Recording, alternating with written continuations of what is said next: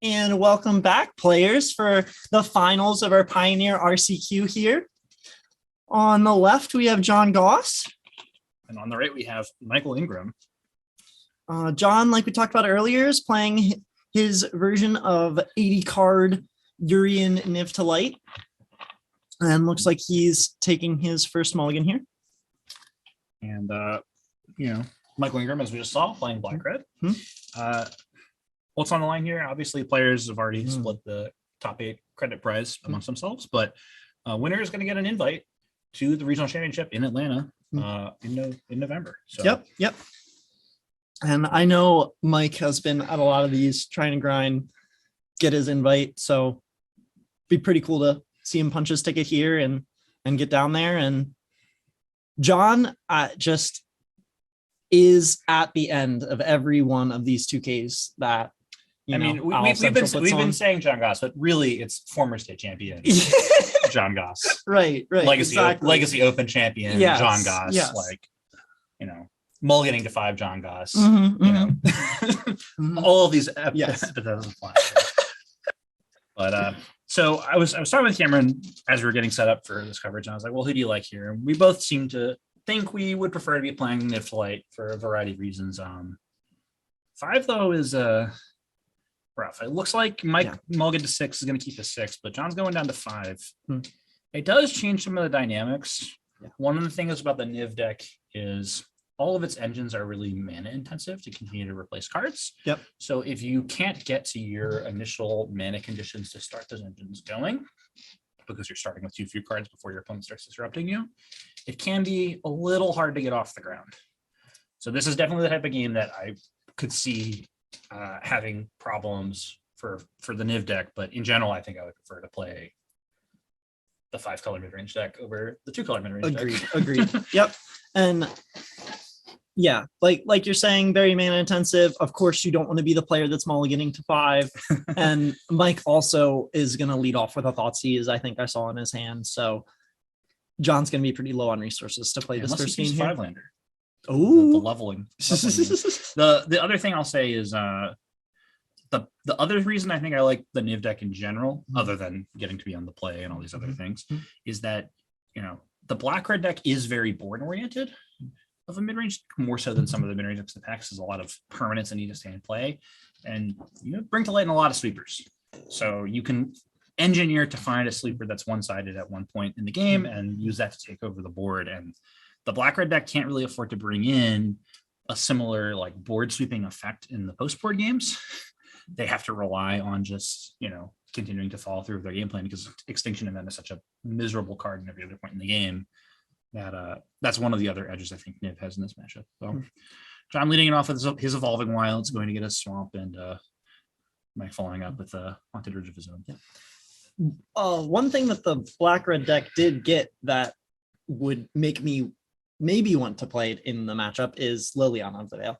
It's a very hard card to deal with. If he can play it early after Thoughtseizing and just start to rip cards out of John's hand, and John just is playing off the top of his library, then he needs to draw the good spells to play the game. Because again, even if John has an answer to it, even that trade 2 for 2 is not in John's favor, because John needs to hit a critical threshold of mana before his deck starts to work. If John gets stuck on 3 lands, he's not going to be able 3 or 4 lands. He's not going to be able to cast his cards. And looks like Crocs are resolving, and John just electing to discard a Vanishing Verse. Lane's Return, gonna buy the Orion. I like that. Insulates the rest of your hand against Liliana. You're not gonna spend a 3 mana anyway. Your opponent knows you're not gonna spend a 3 mana anyway. It's a good time to do it. It looks like we have another land to play, so I do see the Lady of the Hour, Liliana of the Veil, and quickly deciding to discard a second copy. Yorion immediately going to the graveyard where he belongs.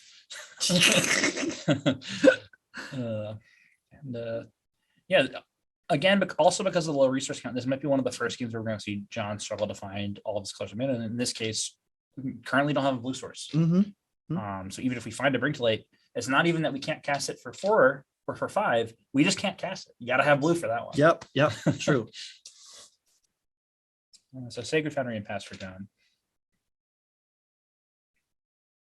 And this is definitely a matchup where I would like to activate Lily on every turn. Your opponent's average card is so much better than your average card in this matchup that even if you're discarding spells, might have wanted to leave on the Thoughtseize, but there's an Abrupt Decay to answer in response. The Thoughtseize is going to resolve. Take the Bring to Light that John can't cast, leaving him with no cards and 4 lands, which is the recipe for success here, as Mephiel plays his first threat of the matchup, Blood Tithe Harvester.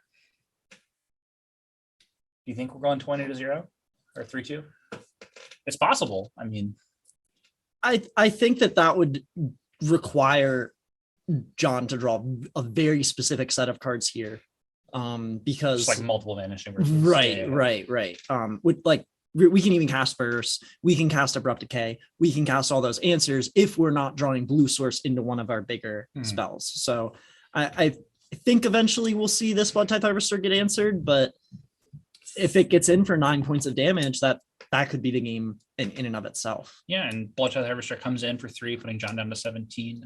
Michael at 18 after his thoughts resolved. He's just going to put the Bone Crusher on the play, which I like. If your opponent has the Extinction event, it doesn't kill both your creatures. Deafening Clarion, a one of, which is the only sweeper that kills both of them that you can currently cast. And John would need to have access to a Bring to Light to find something more specific. He's going to cast a Leyline Binding for, looks like 2. And he's deciding what he wants to remove. I think he's going to choose the Bone Crusher so he doesn't take the damage. Yep. And it's the more powerful attacker right now. Yeah. I think that was a Bring to Light off the top, which is dead for now. the worst draw. For now. I mean, it's probably better than drawing a Niv, because if you do find a Blue Source, you can go get what you want as opposed to having to have it be a Niv visit. But another thing to think about, though, is that a lot of the blue sources that John's drawing to off the top are going to enter play tapped and just require another turn to even. Or they're going to be a shock land where he's going to have to pay life, which at this point is a diminishing resource. Down to 14 on this attack, and looks like Michael Ingram's setting up to activate a Castle Lockthwain, draw some cards. John taking another draw step. Going to pass the turn. Michael deciding if he wants to use the castle, and he is. Going to take, I believe, 3? No, 2. To 16. Yep. And it's draw for turn. So Ken's on. It's awkward because if you want to keep using the castle, you kind of want to play the Soken's on. But it can represent some reach that your deck kind of needs to close it out. So he's going to discard, it looks like a Blood Tithe Harvester to his blood token to rummage.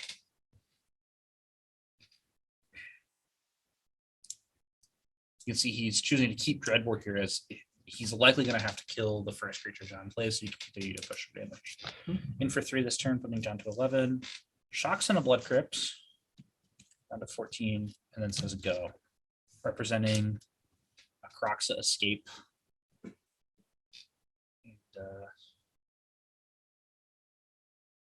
John drew another Leyline Binding, which he's going to use to kill the Kroxa permanently, and lose his Drown in the Lock. It was not a Bring to Light that was strong. Unfortunately, Kroxa removing all the cards from the graveyard and thus not being eligible to be countered by Drown in the Lock. It's also unfortunate because John doesn't have Blue Source anyway. So Right. Or else maybe we would have seen something like just playing, like drowning killing the the Blood Tithe Harvester. Right. Yep. So John draws and passes.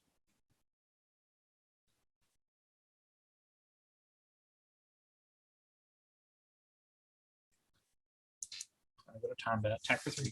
John goes to 8. I think this is a turn to just stomp and cast a Abrupt Pressure. I agree. There was also a Sokenzen in his hand, so Yeah. if we're not stomping and Boat Crusher, and I like channeling my card so that I can be attacking for 5. Yeah, the upside here is if John draws a blocker, you can channel and put it to 1, and John's draws another card that he presumably can't play, and that's time to pick him up. Michael Ingram taking game 1 on the multi-5 from John. Yep.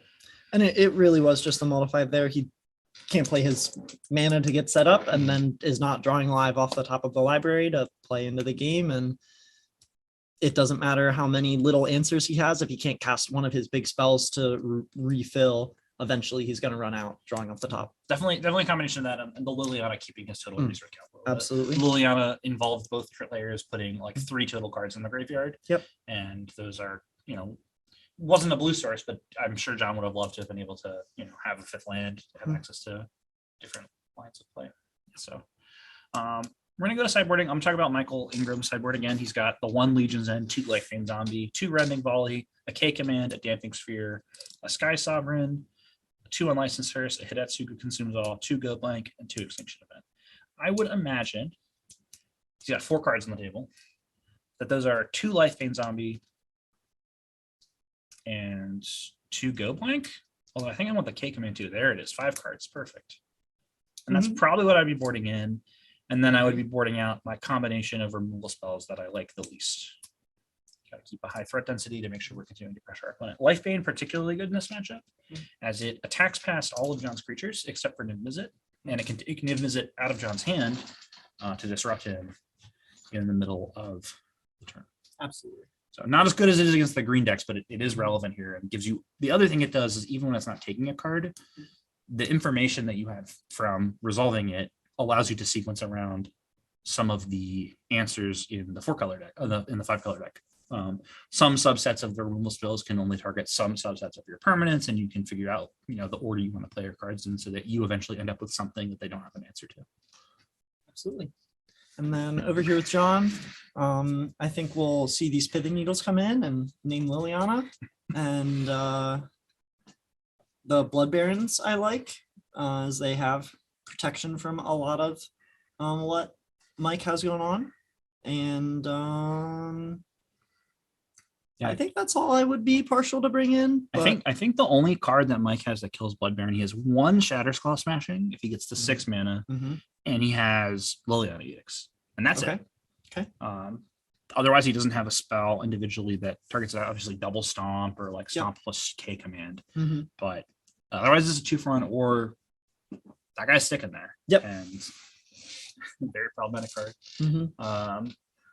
Yeah. So some small improvements for John, and I think the Go Blanks are probably more important to get access to for Michael, but we'll see how this game goes. I would agree. Going into game 2. And I think we were both saying that John's pretty favored going into this match, but now he's mulligan to 5 game 1. Mike's taking game 1 and only needs to win one of these with the making greater improvements to his deck in the post-war games. So we see a Triumph of some variety for John on turn 1 and a Hive on turn 1 for Michael, followed up by a Breeding Pool. Both players taking 7. Do you think Mike still has Thoughtseize in his deck? I don't know. Yeah. I would think that it is better than your removal spells on average. I would agree. But I also think that people evaluate those cards differently. So it's possible that someone doesn't, that other people are not on the same wavelength. John shocking a Seedments to get his Fable down.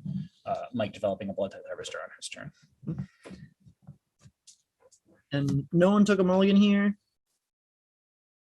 I think this is a point where if we look at the game state as it is right now, it's very clear how ahead John's deck is theoretically. Just on how the cards line up. Right. Like looking at John's hand, there's Bring to Light, there's Omnath, there's more lands. He hasn't missed a land drop. He presumably is going to have all of his colors of mana. He has a Niv Mizzet in his hand. Yep. So it looks like we're going to see Dreadbore and a tap land.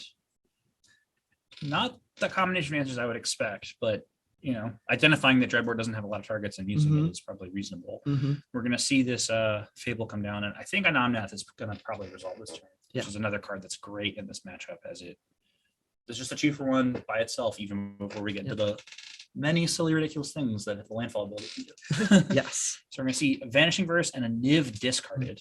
If he's discarding a Niv, either he doesn't have a land or his hand is great. I think we're seeing a dig for a land with multiple Nivs in hand. Yeah, that makes sense. Looks like a Zagoth Triumph. So not able to deploy that Omnath that we talked about this turn, but still developing mana. And I don't think it's going to matter too much when it does get cast. We are going to buy the Orion to insulate our hand a little bit from discard. And again, spend the mana while we can. John being at 15, not the worst place to be here. Plus our Fable's going to flip over next turn to insulate the creature replay from an Edict. Yep. All right, Smashing's in play. It's one fewer cards that kill Blood Baron. Yep. Which we say it's small, but there's effectively 5 because you have the Bring to Lights to go find it. I've seen that card do some disgusting things. So Blood Tithe coming in, putting John to 12. Liliana coming in, going upstairs. Once they get some cards out of here. I think I would have liked to have done this before the Shatter Skull Smashing came into play. Okay. It might have been still correct that you're going to play the Shatter Skull Smashing as your land or whatever, but it just gives your opponent a lot of information about what's in your range. Urian doing his job again there. Going directly to the graveyard. I think now it might be Omnath time. And if we find a Fable passage, we might see some real fireworks. Yep. So Kiki flips over. We see an Omnath come down. Card gets drawn. Show me the fetch land. Only a Temple Not card. quite. So he's going to shock to 10, gain 4, go to 14, and then Leyline Binding. Removing Liliana from the battlefield. And, Michael does have a Dreadbore in his hand to clean up this Omnath. Okay.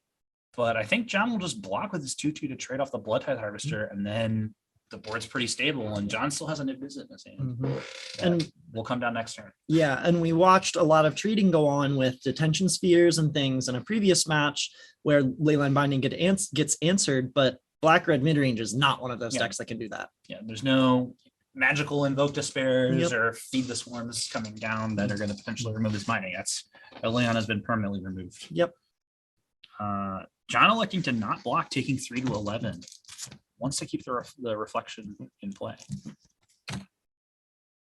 Graveyard Trespasser comes down. Believe we're going to remove the Omnath.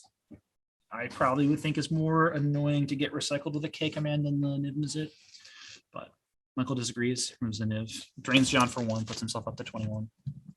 John's at 10. All right.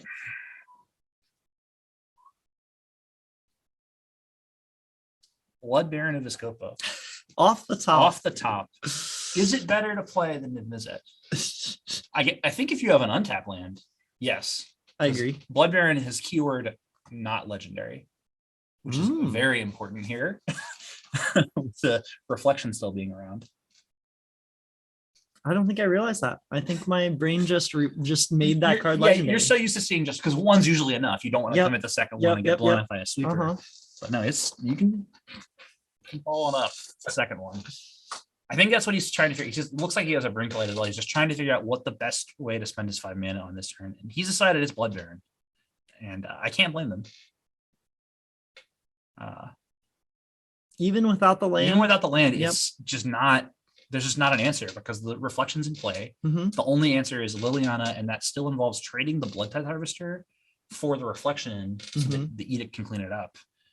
And Stomp and Bone Crusher Giant and another card. Blood Tithe Harvester, I think. Looks like a Blood Tithe Harvester in hand.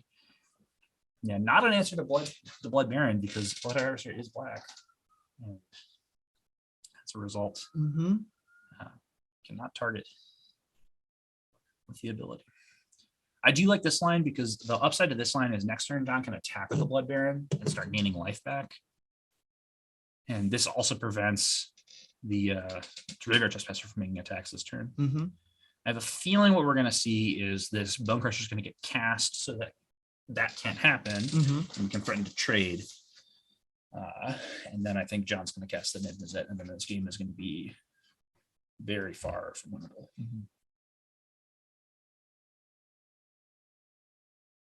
We're seeing the real power of just how strong some of these mid-range cards can be. Getting the second Blood Tithe into play instead of the Bone Crusher, which allows the Blood Baron to attack. But if you draw another Blood Tithe Harvester, you can kill a Niv Mizzet with your extra blood token. Not sure. Well, not sure what the right play is. Well, there's the Fabled Passage. Yeah. Well, it'll be interesting to see if John decides to hold that to try to set up a turn where he can get an Omnath into play to double spell. or if he decides to commit it to the board and continue to develop his mana naturally. And I think it all depends on what gets drawn here. I think he's going to bring to light and get the Selfless Glyph Weaver. Okay. And then remove all of the creatures from the play. Mhm. Although he might elect for a Deafening Clarion instead.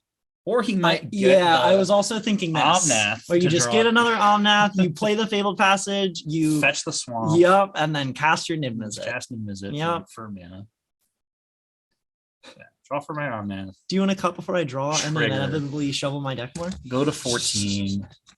Crack my fetch. Show us the swamp. That's the important one. Yep. All the other basics don't matter. Yep. Where is it? There it is. There it is. Trigger. Trigger. We have white, blue, red, green floating. Mm-hmm. And now we're going to try to draw some cards. I have a feeling if there's 3 or more spells put into hand off this Niv-Mizzet, Michael Ingram may just concede. I don't know. I think Michael Ingram's in for the long haul. Abrupt Decay, Bring to Light, Drown a Lock. Yep. I think Mike Ingram's gonna make John put him to 0.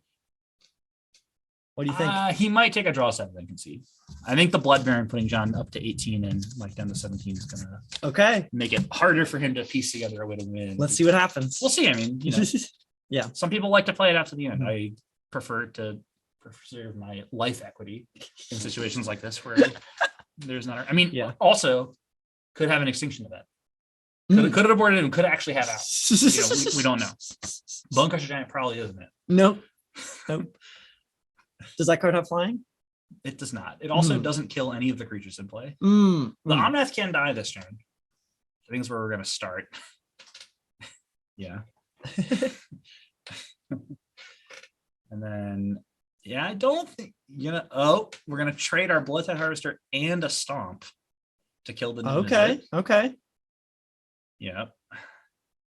And then we're gonna attack for 3, presumably removing one of those creatures from John's graveyard to put John to 14 and Michael to 18. And then we're gonna play one of these Bone Crusher Giants. So we can now threaten to block the Blood Bearing.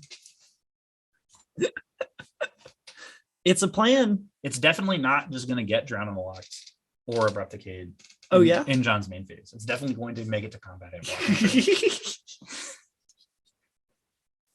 I think you might not want to be so sure of yourself. It's possible. I mean, it's possible that John will instead bring to light for a Deafening Clarion to kill both the creatures, giving his Blood Baron lifelink twice. Yes. Also, for those of you in chat who are wondering, every time you cast Deafening Clarion, you are required to choose either lifelink or both. If you choose only 3 damage, I have some advice for you. It's looking like a Temple Garden plus Swamp is going to be Abrupt Decay mana, targeting Graveyard Trespasser, trigger Ward. What's the most embarrassing card we can discard to the Ward trigger to let our opponent know? Well, you just don't, right? Oh, you just don't? Oh, that's pretty smart too. Yeah. Yeah. I probably wouldn't either because Abrupt Decay. But it looks like John is. Oh yeah, that would be a tilter. This card's a Wandering Mind. Yeah. And I'm quite sure that Yeah. Mike Ingram knows exactly how that works. And there's nothing wrong with him announcing the trigger on the sack, and then it is on John to understand that his Abrupt Decay does not get counted if he discard a card. Anyway, John's gonna attack, go up to 14, go up to 18, put Mike down to 14, and Leyline Binding previously resolved to remove the Bone Crusher. But yeah, for those of you at home wondering, because Abrupt Decay can't be countered, the way Ward works is whenever it triggers, you counter the spell or ability that's targeting your permanent unless that spell or ability's controller pays a cost. If you decline to pay the cost by discarding a card, when the triggered ability goes to resolve, it will not be able to counter Abrupt Decay because Abrupt Decay can't be countered. Yep. And then Abrupt Decay will resolve and kill your creature, Mm-hmm. which means we get to laugh at John later because he Bone Crusher Giant coming down from Adventure and Abrupt Decay is going to cost John 2 life, but remove the red blocker. And this Blood Baron is going to continue to do his work. Coming in, John's up to 20, Michael's down to 10.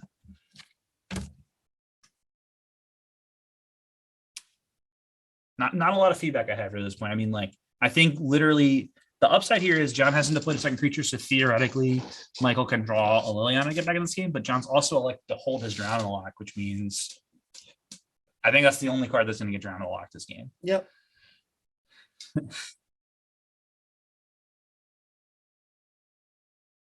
Apparently John's at 23 and I missed 3 life in here somewhere, but I also don't think it matters. Anyway, another Nibblite in play. Bring to play, Nick visit. Yep. Do you think he'll concede on this one with 3 cards? Like I said, I think we're playing to 0, buddy. Possible. Oh, he wants the information, so he sees the pivot needle, so he knows. I guess that's reasonable. Just a death ray shaman. Just a death ray shaman. Oh, but that was enough. There it is. There it is. Ban cards too strong. Gonna pack it in and go for game 3. Oh. As John announces, just the one little friend. Gonna be sufficient. So yeah, it looks like we were correct on the pivot needle, obviously. Like I said earlier, John was talking to me about potentially playing blocks on Spider today, and decided to play needle instead. Which unfortunately I would have liked to have seen surprise elephants. But you know, speaking of surprise elephants, if you are looking for a card to beat black red and you hate Liliana the Veil, I would highly recommend that you play Nullhide Ferox. Guilds of Ravnica mythic staple. It's a 2 green 6/6, has hexproof. Says you can't cast non-creature spells. Either player can pay 2 mana to have both of those keywords removed from the card, and then if it would be discarded from your hand by an opponent's effect, you put it into play. Yep. Very good.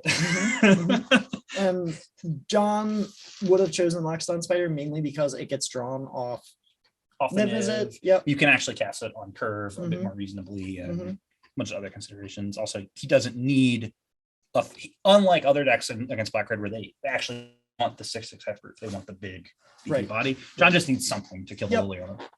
And Smiter does more than enough of that. But again, going with the needles today. So shuffling back up. Going to game 3. Mike Ingram on the play. Down in the last game, who do you like? I think I've still got John, even on the draw. Yeah, especially tap haunted on the one. Yep.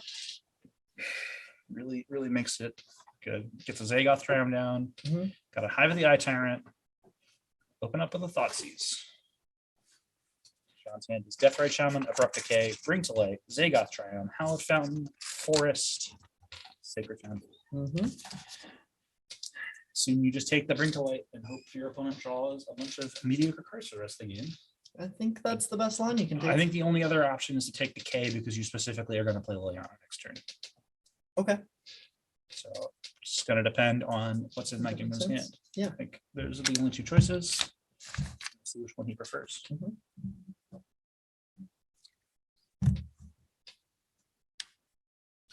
Good news for John is he's going to have perfect mana this game. He's going to be able to get his Sacred Foundry down with a Zagoth Triumph, second Zagoth Triumph follow up. Yep. Shouldn't have any issues casting his spells. Leyline Binding will cost 1 mana when he would like it to. Really in the tank here, that indicates to me that he might actually have the Liliana and be thinking about taking the decay. Because I think if you didn't have the Liliana, I would just snap, take the Bring to Light, move on with my day. I also see an extinction event in Mike's hand. So I do see in his deck. I do think he is prepared to kill Blood Baron at Viscopa. Yep. I think that's where it's at. Which, you know, we saw how powerful that card was last game. I think it's not an unreasonable thing to think about. Does it ultimately take the Bring to Light? Yep. I think just agreeing that can't really let one of those resolve and get an Invisit. And now the question is, if you're John, do you play the Death Ray Shaman? We don't have a fetch land to set up the mana, and our opponent is very likely to have a way to kill it at some point. Yep. The option would be to hold it until we can deploy it on a turn where it makes it awkward for our opponent to kill it. I think John's just electing to spend his mana now, which I think is defensible as well. It also, if our opponent answers it, it just puts a creature in our graveyard for casting incidental K commands to rebuy them. Or also, if our opponent doesn't kill it, we just get to start killing them. Yep. You know, and there's a Graveyard Trespasser to remove the Bring. And it is daytime. For hopefully the last time today, I have to. John takes a draw step. See if he remembers this time. If it was all a mind game and just decays it and doesn't pay. I wouldn't put it past John, honestly. That would be a nice level. Yep. The game you can't lose. You Yep. just discard this embarrassingly good card to pay for a trigger that you didn't have to pay for. Yep, and then Mike confidently announces his trigger, and John confidently replies and says, "I will not discard a card." And Mike just does not understand what has happened for the last 90 minutes. So it's like when someone has to deal with a judge call they're not ready for, and it doesn't matter if it's a good match, it doesn't matter if their hand's good, it doesn't matter if the judge call ultimately didn't affect, how the game was for them. They just can't play Magic anymore. Yep. Their mind's in the blender. Mm-hmm. John's electing to play, it looks like a Zayator's Proving Ground. So gets his mountain, still missing the plains, but obviously has a Halatown and a Sacred Foundry in his hand. Mm-hmm. He's trying to decide, I think, if he wants to decay now. Let's let his opponent tap. Possibly thinking about what card he wants to discard to the ward trigger. Yeah, I have a feeling if John knew he didn't have to discard, he would have already cast that decay. Or he would have passed. Yes, yeah. Which really just makes it that much better when we make fun of him later. Yeah, for sure. I'm sure he'll enjoy it. And listening to us say things about him doing stuff smart, and then he'll just be like, "Nope, I just didn't know how the game worked." At least it's not as bad as the Tamiyo Collector of Tales Graveyard Trespasser interaction. For those of you unfamiliar, Tamiyo Collector of Tales from War of the Spark says that your opponent's spells and abilities can't cause you to discard cards, and you have hexproof. So if your opponent has a Graveyard Trespasser and you try to cast a spell to kill it, when the word trigger goes on the stack, you will be unable to pay for its ability because Tamiyo precludes you from making that payment, which means that the word trigger will resolve and counter your spell or ability. Oh no, the worst. John passes, allowing it to become my turn. We're gonna go to combat.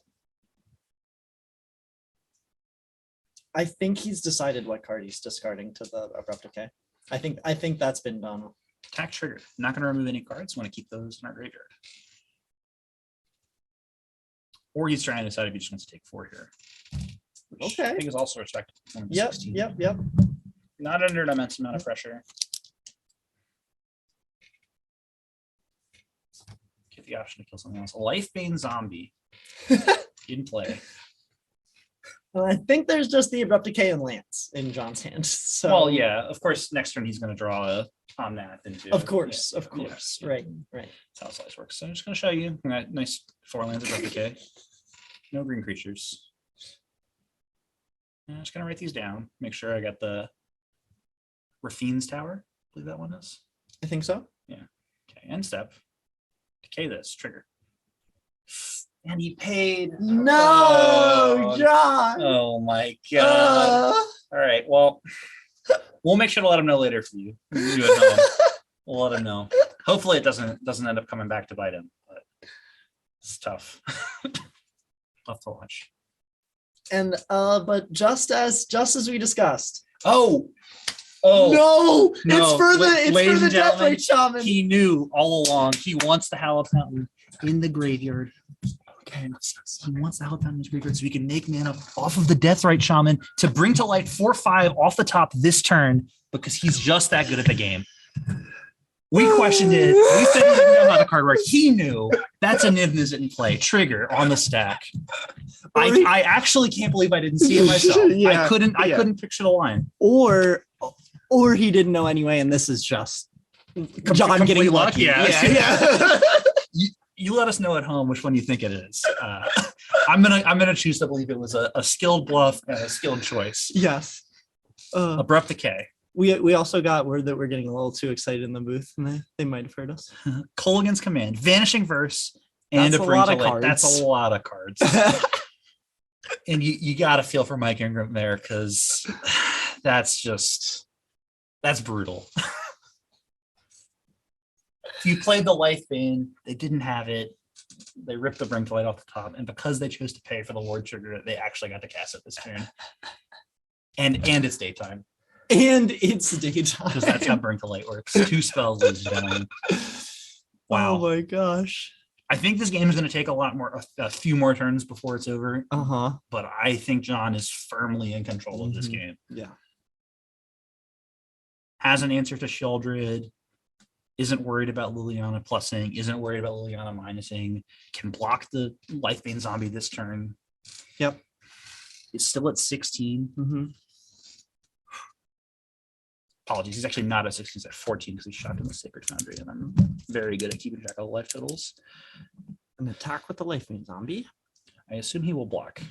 I'd be shocked if he didn't block here. Yeah, there it is. Yep. I'm thinking that means that there's some sort of stomp or something coming down. Has to be Strangle, or Chandra activation, or a Sky Sock. Got it. Stomp is not enough to kill the move. Oh, it is a 6/6. You're right. Yep. That or Mike Ingram forgot that Nimbiza could block there. Possibly. Also possible. Yep, A lot of things have happened. Yep. So Sheldred's in play. In John's upkeep, I believe he's going to cast a Vanishing Verse to exile a Sheldred. And then he's going to draw his card.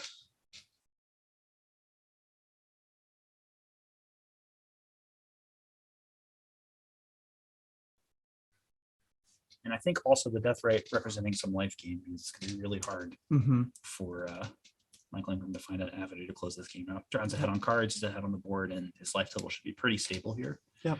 He's going to force swing for 6, putting Mike Ingram down to 12, and then pass. Michael takes a draw step. Looks like he drew a Thoughtseize this turn. Not the spot you want to see it. We'll lead on Thoughtseize. Charging John. We already know most of the spells that we have to choose from. John's just going to show him his hand. Call against command. 2 lands. Bring to light. Abrupt Decay. But we're probably just taking the Bring to Light here. The upside here is we take the Bring to Light, and we do have the Extinction event. Can event on odd. True. And then there's no creatures in the graveyard to get back with a K command. Yep. So I believe this is going to be the play that has to be made.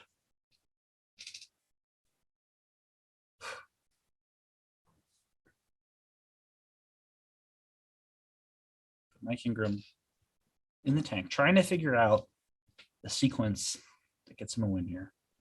Selects Bring to Light with Thoughtseize. Goes down to the tap. Casts Extinction event, choosing odd. We hope. Hopefully. One can only assume. John just thinking about what he wants to remove from the graveyard with Death Right. He wants to keep 2, deal 2. I assume he'll probably remove the Trespasser. Oh, he's going to do neither, so he can cycle his land. Interesting. Okay, that's reasonable. Cycles the Triumph. Sorry, Rafine's Tower. That one's technically not a Triumph. My apologies. Oh, Draw for man. turn. How could they do that to us? You know, yeah.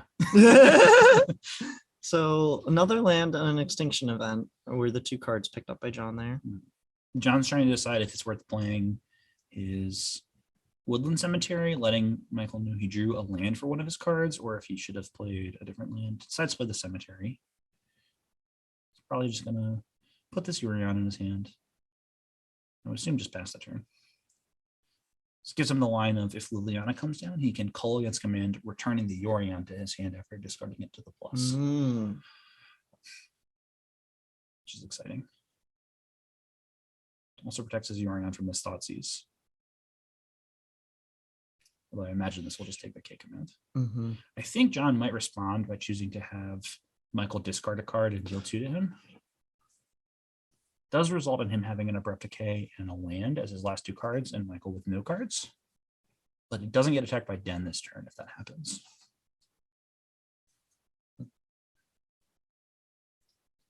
Just an exhilarating moment into a really stable game. Extinction event showing its value here. So it looks like John has an Extinction event of his own, as well as a Hallowed Fountain, Abrupt Decay, Call Against Command, and the Yorion. I think your options here are to take K command or take Extinction event. I'm going to take the Extinction event, and we're going to put a Sheldred into play down to 8 for Michael Ingram. John's going to untap. It should have been nighttime on this turn. It'll come back into daytime. John will take a draw step. He loses 2, goes to 12.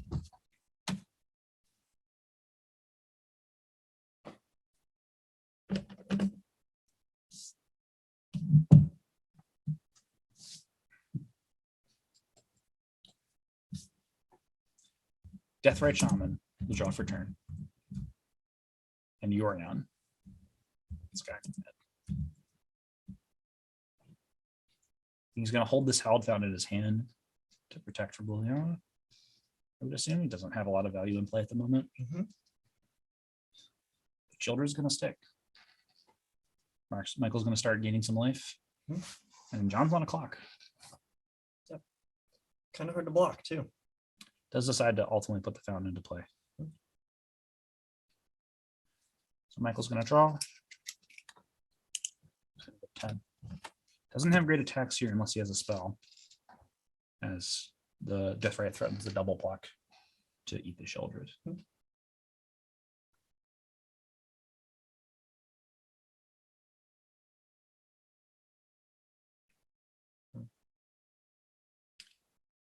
And we don't want that for Mike because we just know that our opponent has the K command in their hand. Yeah, we need the Sheoldred. I think it's your only way to win is that the Sheoldred stays in play and your opponent draws 6 cards. Yep.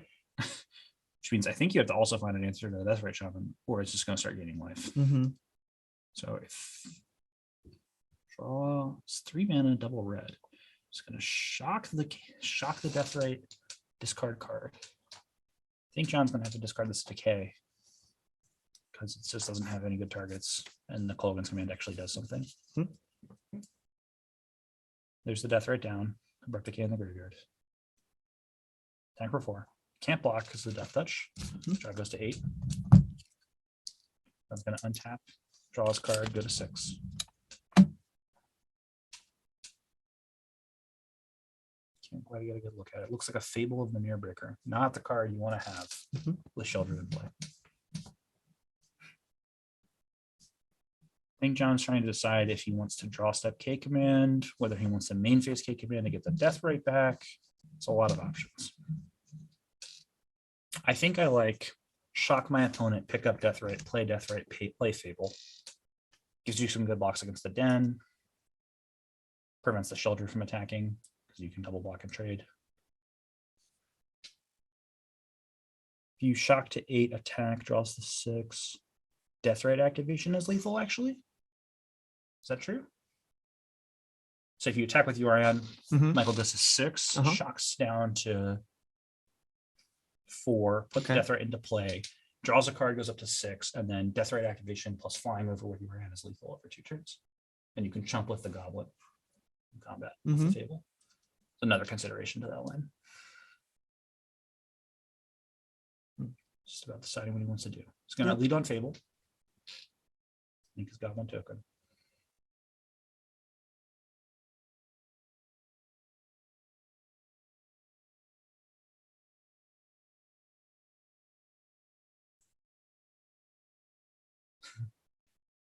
It's a tense game. You know, looks like John's going to go for the line. It's going to cast his Kolaghan's command now.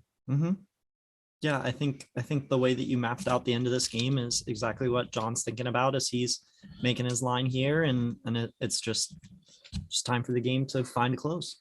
Puts Michael to 8, attacks him to 4. It's going to make him draw a good card this turn, and it's got to be there. Yep. Passes turn. Michael draws his card, goes to 6. Off the Sheoldred trigger. What does he find? Looks like a land.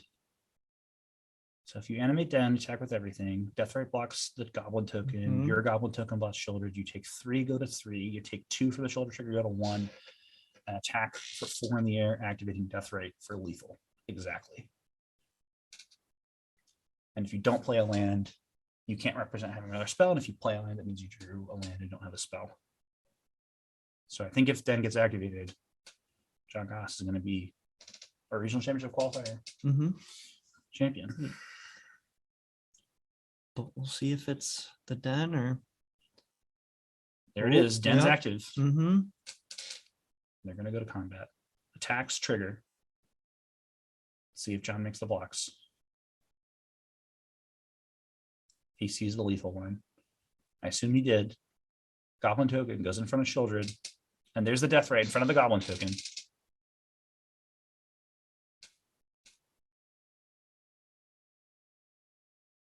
Blocks are final.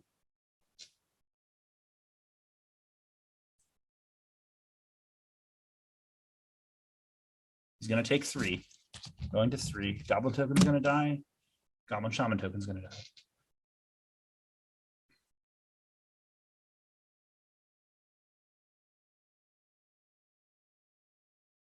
John takes a draw step. Goes Should to be 1. going to 1. Yep. It's nighttime. Goes to 1. Has a Fable trigger on the stack. Probably not going to want to discard cards here. Probably Goes not. to combat. Attacks Yep. for 4. Michael goes to 2. As long as we are having the life totals right. correct. Death Yep. right activation. Remove my K command. There John it is. Goss is your regional championship qualifier winner for the All Social Games Pioneer 2K. Wow. What a day of games we had here. It was just a lot of fun sitting, A lot of talking. a lot of swings back and forth. A lot Yep. of close games. I mean, that game literally down to the wire. Yes, Couldn't have been closer. absolutely. And we'll have to ask him. Mhm. Did he know? Was it all planned? Did he discard the Hallowed Fountain intentionally? Yes, yes. And I think we plan to get. He's asking him. They're explaining. We'll have to. Oh, We'll have to go see. yes. And I do think our plan is to get John in the booth for a moment for one of us to talk to him. So I think we'll just go on a little break to get him back here, and then we'll see you in a few moments. All right. Thank you. And we're back here with our champion, John Goss. How's it going, John? It's going pretty good. Pretty good. Had a lot of fun playing Magic today. Nice, nice. So always nice to see you come out, play these. So let's just talk a little bit. We were excited that match about the plays around Trespasser. So can you For sure. just tell me exactly where you were at? Yeah, the first trigger missing on the abrupt decay, I was like, legitimately just felt so far ahead, and I was like, this is fine. I'm gonna pass it. And like I realized after I decayed, I was like, whatever. I just got so many things I'm doing. I'm not really worried about this missing this card. In game 2, I tanked on it for a while. I also I tanked a lot on like when to use the decay, like because I could have just like main phase it, not taken 4, not flipped it to day or to night. But I kept thinking about how am I going to lose this game, and it's going to be from a Lily. So I was like, how am I going to lose? How am I going to win? Because I'm behind, right? Because he thought to use my Bring to Light, so I need to get my lands developed to hit a 5-drop to win that game. And if I decay his thing and he just goes play Lily, sack my guy, and I was like, I got nothing to answer, and then he goes plus. I'm just so far behind. It's like never going to catch up. I have to draw a removal spell immediately. So I tanked on that a lot about what should I do, and then I was like, the life lost is not like if I lose 4 life, that's fine because then I can always decay at the end of turn if I need to. And then once we proceeded and he played like Lifebane Zombie, I was like, this is fine. This card's going to get blocked by the Death Threat anyway. And I'm like, that's fine. This card's irrelevant to me right now. And then I was also thinking like, if for some reason if I had a card, I was just, I don't know, decay to keep it in my graveyard for something. But so then the final decay, I tanked on a lot of like, should I let this, as in like, I could just do it, cannot be countered, right? Yep. But I had a bunch of lands, nothing to do with them. And the way I win that matchup is drawing one of my 9 5-drops in my deck, right? Yep. And I was like, so I have to draw a 5-drop, or at the very least, I have to like have the ability to do that, or like very, very quickly, right? So I felt the extra land was not needed. And like the only way the extra land was going to be needed is if you then followed up the next turn with a Lily and started blussing, and I missed. But I also think I'm like way behind in that game anyway. So yeah, it's kind of like plan to win, and the way I was going to win was hit a 5-drop. I obviously then did hit a Bring to Light, hit a Niv. It was honestly one of the better Nivs I've had all day. 4 cards is pretty good. Yeah, I mean, so the variance, I will say like game 1, I mulled the 5 on the play and didn't hit my 4th or 5th color. But after seeing like 1 land in the 14 cards I first saw, but like, yeah, the variance definitely caught up in game 3. So yeah. So then just talking a little bit more generally about your deck choice. Why are you on Niv Delight? What do you like about it? I think that everybody's going to kind of find the thing they like to do in Magic, right? And I think that for me, I think that playing all the colors is great.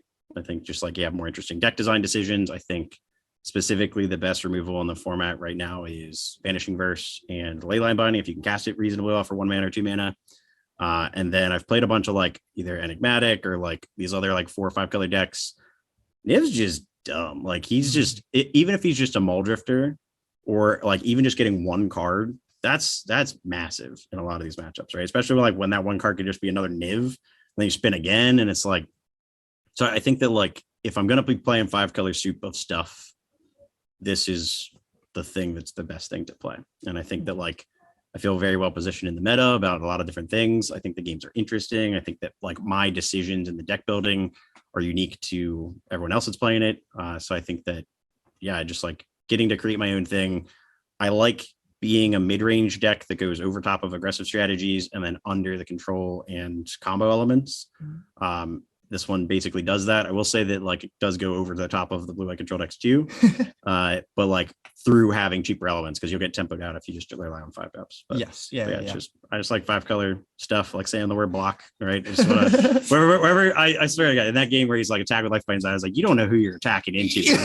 I will always block every time. Like I was like, that is my middle name is blocking. So yeah, it was. That was fun. But at the end of that game, how long did it was it for you to find that lethal line, and how long did you have to think about if you wanted to commit to it? I had the line pretty early. I was just trying to think of like what are the things he's going to draw to get me out of it, because like if I don't commit to that, I was trying to think if I'm just dead, because I was either going to be that or it was going to be draw step, discard, and then pick up my guy, and that should also buy me enough time to survive. But I guess it wouldn't too, because it would be exactly lethal with the Deathrite Shaman. So yeah, I think that like I went through a bunch of the iterations of could I draw step this call against command, realizing I couldn't, knowing that I'm winning this race, and then trying to figure out like even if he has a removal spell, yeah, he can't use his den, which then that means I get a turn, which means I can take a draw step and then have a chance to like spiral out of that, right? So like no matter what, I have a draw step if I take this line. And if he blanks, I win, right? So it's like gives me a chance to top deck out of it and be a Lexac or win the game if he fails. So it's putting all the variances on my side, right? So, but yeah, just the like, I will say, call against command, the vast majority of the times, just like shocking, especially like face all day, like against the blue-white decks. I'm just like, I'll play a combo, shock, pick back up my combo, shock, pick up my Deathrite Shaman, and they're just like, yeah, like they're getting ran down. So.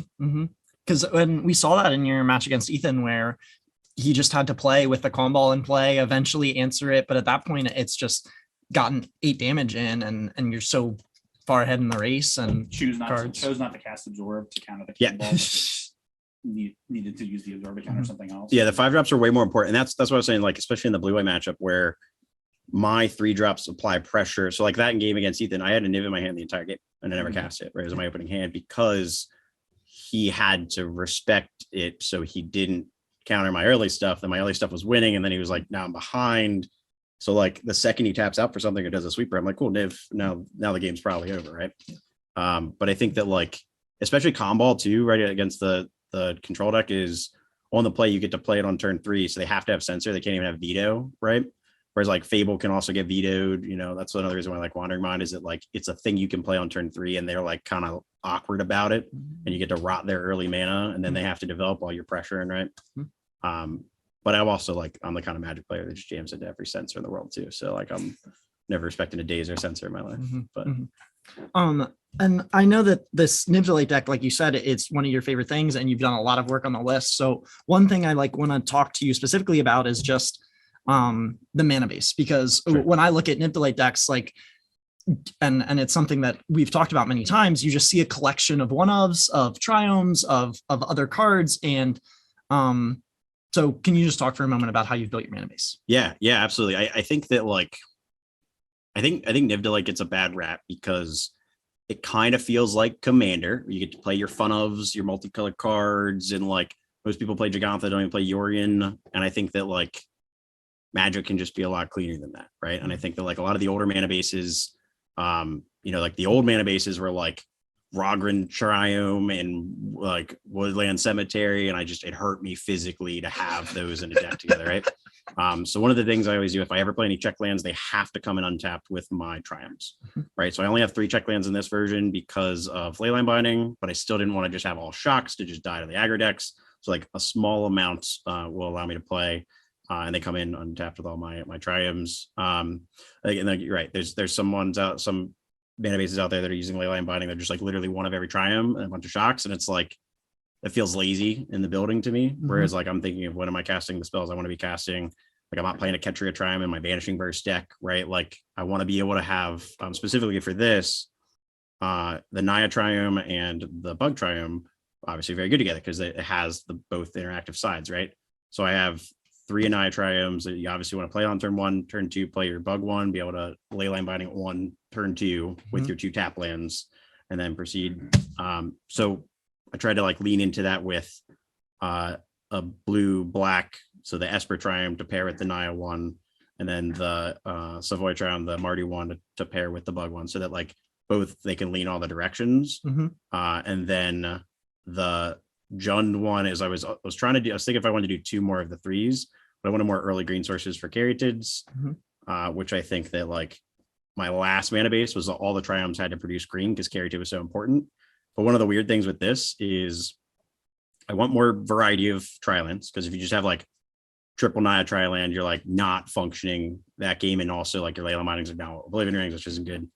The other thing is I've actually boarded out Caryatid a lot because especially against red black, if you just have the sequence of you're on the draw and like you play a Caryatid and they go Lily Sack, like you just get annihilated in that game. But if you hold up an Abrupt Decay or a Vanishing Verse and they just go, okay, Lily plus you both discard a card, you kill it. Like we're 2 for 2 and I spent less mana, and like that's fine with me. Like I'm gonna way catch up if we're 2 for 2, right? Yep. So like that kind of exchange made it the same thing against like blue white. I think a lot of people like cut verdicts, but like I think that Caryatid just gets swept up by a lot of things, farewell, things like that. So like the importance of carried on 2 is less important than I think it used to be. Okay. So the green triumphs are less important too. So it's got to have that variety. The funny thing is like the way I do mana math, preferably I'd like to like lean into 3 colors and then kind of splash the other 2. And this deck is like hard 5 color because like it is just hard. All the pips are like very, very close counts to like 1 or 2 off of each other, which makes it a little bit more awkward. Like in game 1, you saw there, like I couldn't find blue mana, which honestly makes it so I can't cast like a good chunk of my deck, right? It's like at least like 15, 20 cards, right? Definitely the most inconvenient color because at least like if you have blue and green, you can cast from to like for 4 and get something. Yes. But like here, you're just completely stuck. Well, that's the thing is that like blue is also the least pips in the deck, right? So it's really just your 5 drops, and you hope if you have 5 lands in play, one of them taps for blue. I mean, especially with like that's why I'm also playing like this Evolving Wilds in the deck to like help get more pip colors for that and other reasons, right? But I think that like if you take the time and you sit down, so every time I re-change on how I build my decks, like this one has Wandering Mind, which I think is really, really good. I change mana base, right? Like it's not just like copy mana base and then change the cards out, because I think that's lazy too, right? So it's all about making the mana base fit the cards I'm trying to play. But you can play 5 colors. You just gotta be careful with it. So Wonderful. Thank you. I think it's like exactly what I wanted, more than what I wanted. I hope that Niv to Light players can take these notes and like make their mana bases more consistent. And then even at that point, like you're saying, if you build your mana bases around the cards you're playing, the options of cards that you're playing opens up, and you get to choose cards for the metagame that you're expecting. And that's when you really gain points in a lot of your matchups. So just talking more about how you've built your deck, you brought up a little bit the choice to have Urian as your companion. Could you speak to that a little bit? Well, I have big hands, so I like to shuffle more cards. It just feels more natural to me. But no, I think that like Urian at like card for card is just so much better than Giganta, right? Like just so much better, especially in a world where like Spirits is a matchup that is harder for me. Having a flying companion that can just come out and just like block is incredible. And I think that like you don't really want to draw your Tibalt. You don't want to really draw your Deadly Vanity. You don't want to draw many of your basics, right? So like card quantity going up, right? And also like the 60 card versions play 3 nibs, right? Because they don't want to draw too many, right? So it's like if you're already playing 3 of stuff, you might as well kind of be a Urian deck and just play 4 ofs and then have better decisions.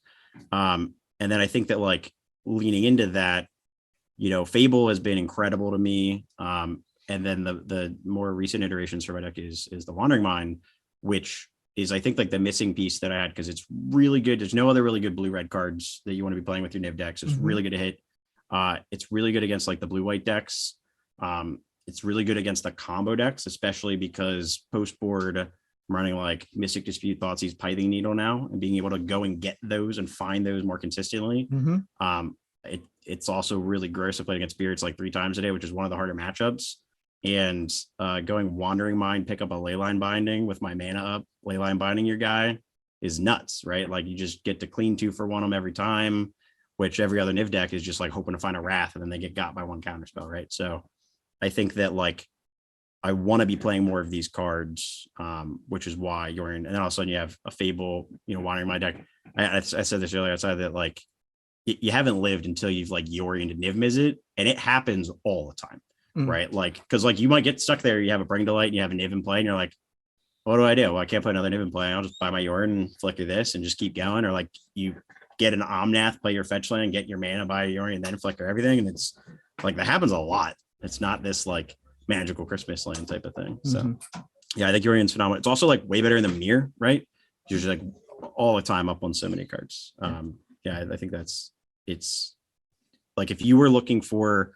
If there was a meta that was very low to the ground aggressive decks, like a lot of humans, a lot of like, really hyper aggressive mono red, things like that, I think playing a 60 card version is okay, because then you're like just trying to play your like more consistently playing your Omnaths and your Tolstamir or whatever. But like, like that's where our meta's at. So got it. Chase, before I ask my wrap up question for John, do you have any more? Yeah, so earlier in the day, round 1 you played against blue-white Spirits. I don't know if you remember. Did you sequence the setup to put the Deafening Clarion under the spell color? Yeah, or did that just happen? No, absolutely. That was a very bait to. It was kind of weird to me. Like I didn't know that blue splashing spell queller Spirits was a thing. I've seen Bant and I've seen Mono Blue. I haven't seen blue white, so that was kind of surprising to me. In game 1, he played spell queller, and I was just like, okay. In game 2, my hand was a bit slow. I needed to use my mana to be able to tap out correctly, right? And he was countering the very first thing he could at any point in time, right? So by like clearing, rather than like thinking maybe just letting it kill his Rattle Chains and then playing a spell queller in combat, right? He's like, anything that's coming my way, I'm going to counter it, because that's like how I tempo you out. So absolutely, it was obviously like I was gonna binding his spell queller in my end step regardless if he tapped out, but I was hoping that he would. He obviously did, and he had a counter, and he just like tapped out from his counter, and I get to Plague Wind him, right, or at this whole board. Yep. And then he has no creatures and holds up a counter, right? Like those are the games I want to be playing in, right? So it was if he didn't cast his second, like, or his like 4th creature into it and held up his 2 mana counter, I was gonna walk into it. Right? I wasn't just gonna like wait for forever because I have to use my mana to try and catch up.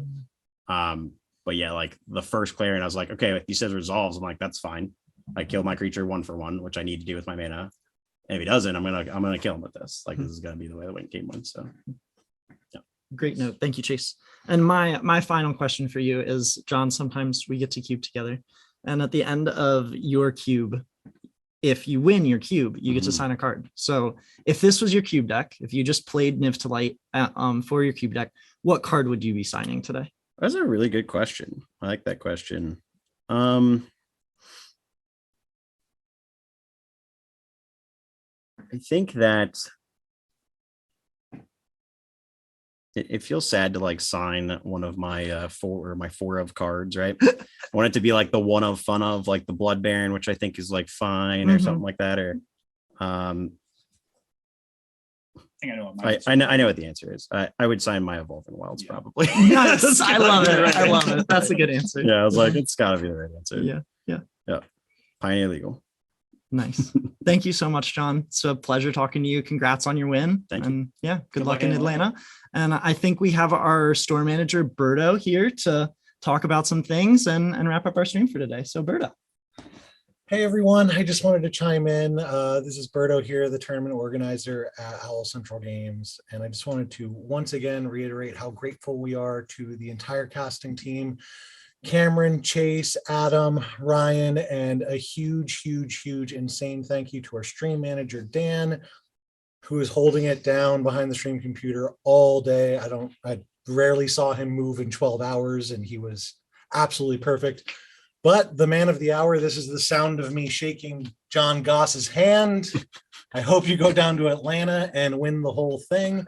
Thank you for being a mainstay of our community, an amazing community member, and we're very proud to see you go home with the qualification and the foil Nykthos for your cube. I'm excited. Heck yeah. That's why I wanted is the Nykthos. The qualification sounds cool and all, but I just It's all about that foilery. Right. So the last message I'll leave you with is the next Pioneer Regional Championship qualifier, also store championship. We're doubling down. It's going to be on October 22nd. That's a Saturday. Pre-registrations are already available. We don't know when we'll get to do the coverage game again, but we really enjoyed it, and we're looking for your feedback. The more positive feedback we get, the sooner we can get back to doing this sort of thing. So follow the channel, find us on YouTube, find all of our socials at Owl Central Games, and stay tuned for the next time we can hopefully jump back into coverage for our tournaments. Otherwise, you can definitely expect to see tournament reports published on our website and original articles from Cameron Lantz here once in a while. So stay tuned. Thank you so much for watching the coverage. Thank you so much to John for being an amazing player and for the masterclass in this interview that he gave us on the Bring to Light mana base. I think that should be on a podcast somewhere, probably. So someone interview John Goss for your podcast. You're all amazing human beings. Thank you so much for watching, and I'll leave it with our casters. Thank you so much, Berto. He stole my thunder. I was going to bring up our October 22nd thing, but thank you so much for coming on and sharing that with us. Remember, there's always weekly events: Wednesdays, Modern; Fridays, Pioneer Draft; Flesh and Blood on Thursdays. Owl's a great place to be if you're in the area, and if not, stick in an order online. Right. Chase, you got anything for us today? That's about it. It's been a pleasure, and really enjoyed my day. And thank you everybody for tuning in. Absolutely. Thank you so much, everyone, and we've had a blast.